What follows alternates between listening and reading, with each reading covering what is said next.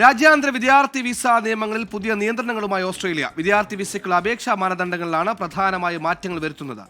ഓസ്ട്രേലിയയിൽ നിന്നും സ്വരാജ് സെബാസ്റ്റ്യൻ തയ്യാറാക്കിയ റിപ്പോർട്ട് കാണാം. കുടിയേറ്റ നിയമങ്ങൾ കർക്കശമാക്കുന്നതിന്റെ ഭാഗമായി വിദ്യാർത്ഥി വിസകളിൽ നിയന്ത്രണങ്ങൾ കൊണ്ടുവരുന്നത് തുടരുകയാണ് ഓസ്ട്രേലിയൻ ഭരണകൂടം. 6 മാസത്തിനിടയിൽ ഇത് 2ാം തവണയാണ് വിദ്യാർത്ഥി വിസകളിൽ നിയന്ത്രണം കടുപ്പിക്കുന്നത്. US-ഉം UK-യും കഴിഞ്ഞാൽ ലോകത്ത് പഠനത്തിനായി ഏറ്റവും കൂടുതൽ വിദ്യാർത്ഥികൾ തെരഞ്ഞെടുക്കുന്ന 3ാമത്തെ രാജ്യമാണ് ഓസ്ട്രേലിയ. ലോകത്തെ ഏറ്റവും മികച്ച 100 സർവകലാശാലകളിൽ 6 ഓസ്ട്രേലിയയിൽ. എന്നാൽ കഴിഞ്ഞ കുറെ മാസങ്ങളായി വിദ്യാർത്ഥി വിസകളിൽ പടിപടിയായി നിയന്ത്രണങ്ങൾ കൊണ്ടുവരികയാണ് ഓസ്ട്രേലിയൻ ഭരണകൂടം.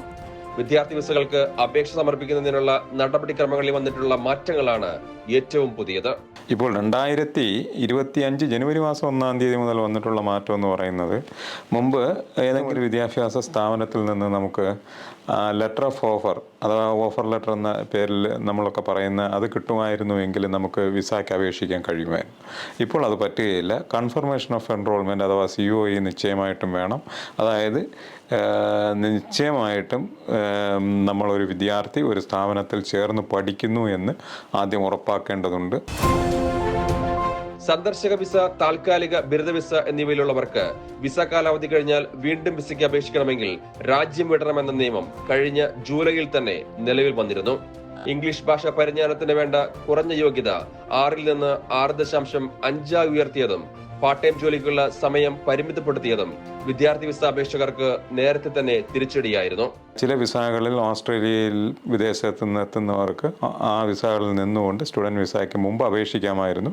പക്ഷേ ജൂലൈ മാസം 1-ാം തീയതി കഴിഞ്ഞ വർഷം മുതൽ അപേക്ഷിക്കാൻ കഴിയില്ല. അതിലേറ്റവും പ്രധാനപ്പെട്ടത് വിസിറ്റർ വിസയും ടെമ്പററി ഗ്രാജുവേറ്റ് വിസ 485 എന്ന് പറയുന്ന വിസയാണ്.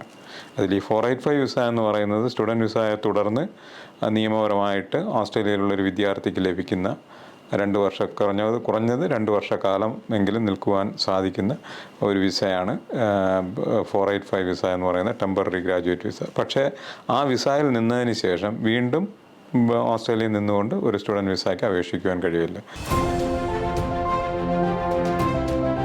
2026 അവസാനത്തോടെ നിലവിലെ കുടിയേറ്റ നിരക്ക് പകുതിയാക്കുക എന്ന ലക്ഷ്യത്തിലാണ് വിദ്യാർത്ഥി വിസകളിൽ നിയന്ത്രണങ്ങളുമായി സർക്കാർ മുന്നോട്ട് പോകുന്നത്. വിദ്യാർത്ഥി വിസകളിൽ നിയന്ത്രണം കടുപ്പിക്കുമ്പോഴും കഴിവും യോഗ്യതയുമുള്ള വിദ്യാർത്ഥികൾക്ക് വാതിലുകൾ തുറന്നു കിടക്കുമെന്ന് തന്നെയാണ് സൂചനകൾ.